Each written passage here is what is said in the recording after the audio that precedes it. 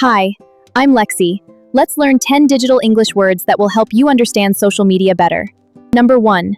Doomscrolling. It means spending too much time scrolling through upsetting or negative online news. Example, I was doomscrolling about the storm instead of going to sleep. Number 2. Phubbing. It means ignoring a person you are with because you are looking at your phone. Example, Ben kept phubbing his friends during lunch. Number 3. Catfishing. It means pretending to be a different person online, usually with a fake identity or photos. Example, the dating profile was fake, so she realized someone was catfishing her. Number 4. Ghosting.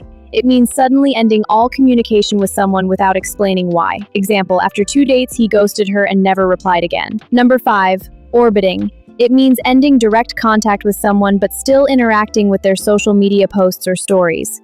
Example, my ex doesn't text me, but he watches every story I post. He's orbiting me. Number 6. Breadcrumbing. It means giving someone occasional small signs of interest without serious intention or commitment. Example, she sends him flirty texts but never agrees to meet. She's breadcrumbing him. Number 7. Nomophobia.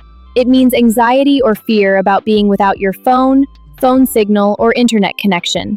Example, his nomophobia starts when his battery drops below 10%. Number 8. Love bombing. It means overwhelming someone with attention, praise, messages, or gifts to influence or control them. Example, the nonstop compliments and expensive gifts felt like love bombing. Number 9. FOMO. It means fear of missing out. The worry that other people are having fun or doing something exciting without you. Example, I had FOMO when I saw my friend's concert photos online. Number 10. Brain rot. It means informal slang for the mental tiredness people feel after consuming too much low-quality online content. Example, after watching short videos for hours, I felt like I had brain rot. And that's it, 10 modern English words for digital life. If you enjoyed this lesson, please like the video, subscribe, and turn on notifications for more useful, modern English with me. See you next time. Bye!